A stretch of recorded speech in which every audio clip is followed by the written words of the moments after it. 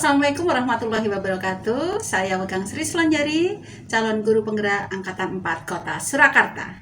Dalam aksi nyata 3.3 kali ini saya membuat atau mengelola sebuah program yang berdampak pada murid, yaitu Wujudkan Asa melalui Radio Patska.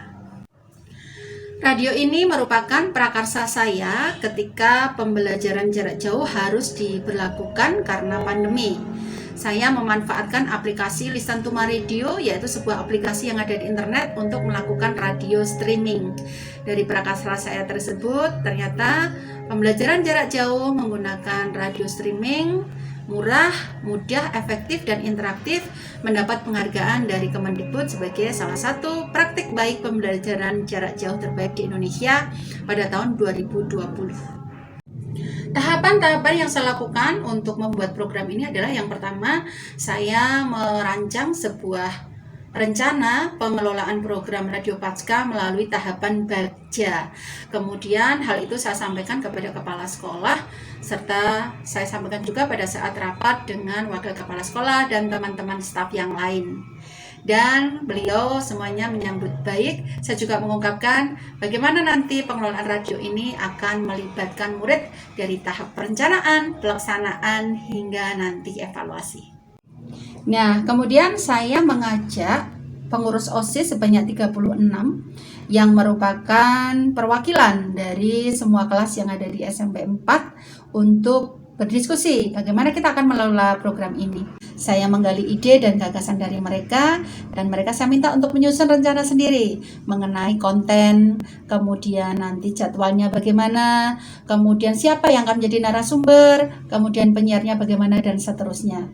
Dari rencana tersebut, kemudian anak-anak membuat satu Google Form yang disebarkan ke murid-murid yang lain untuk meminta saran dan pendapat mengenai hal-hal tersebut. Pengurus OSISnya siapa yang mau siaran? Yang saat istirahat juga zaman ini terus. Jadi semuanya punya kesempatan untuk siaran.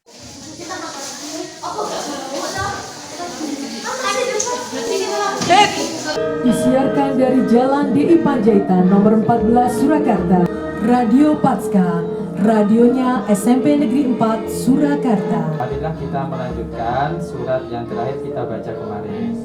Silahkan dibuka surat An-Naba. Baik anak-anak, selanjutnya kita akan menuju ke Papua. Nah, kita lihat di buku kalian juga sudah ada gambarnya bahwa keunikan pada tari Papua adalah pada motif gerak kaki. Dayak. Nah, tari Dayak dari mana? Kalimantan. Betul, dari Kalimantan. Nah, silakan dari gambar tersebut.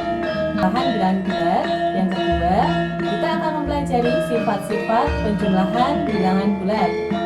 Jadi ulangannya nanti dijumlah. Sebagai contoh, pertama 3 + 2. Ada tugas nomor 9 itu, apakah waktunya dibagi dulu lalu dijadikan pangkat? Ini tadi pertanyaan dari Nana Alasiyana. Sekarang akan Ibu jelaskan. Pertanyaan dari temanmu lewat komen. Tolong diperhatikan ya, Ibu akan jelaskan. Menurut kamu gimana kemarin ujian matematikanya? Susah nggak? Agak susah, cuman bisa ngerjain kok. Kamu gimana? Kalau aku sih susah sih di bagian peluang. Kalau kamu? Sudah kedatangan tamu nih, salah satu pengurus OSIS, yaitu siapa? Tuntara. Ya, siapa yang tidak kenal Tuntara? Ya, ini idolanya kelas 7 nih. Oh, bukan ya, kelas 8 ya. Baik Tuntara, kita akan ngobrol ya dengan Tuntara tentang program OSIS yang akan dilakukan di semester depan. Dari program tersebut, satu hal yang saya rasakan adalah awalnya saya merasa tertantang ketika mengelola sebuah program dengan melibatkan murid dari awal hingga evaluasi. Tapi kemudian saya senang melihat anak-anak begitu antusias, begitu bersemangat untuk menyusun rencana, kemudian mereka mensosialisasikan kepada teman-teman, dan selanjutnya juga siaran sudah bisa dimulai dengan kemampuan mereka melakukan siaran, dan acara-acaranya juga terlihat sangat kekinian dan dekat dengan anak-anak. Selain itu juga kesempatan bagi anak-anak yang ingin mendapatkan pengayaan terhadap pelajaran-pelajaran tertentu. Di sini juga melibatkan guru untuk memberikan pengayaan berupa siaran tunda maupun siaran langsung yang bisa diikuti oleh anak-anak di rumah. Jadi saya merasa senang dan bangga dengan program ini.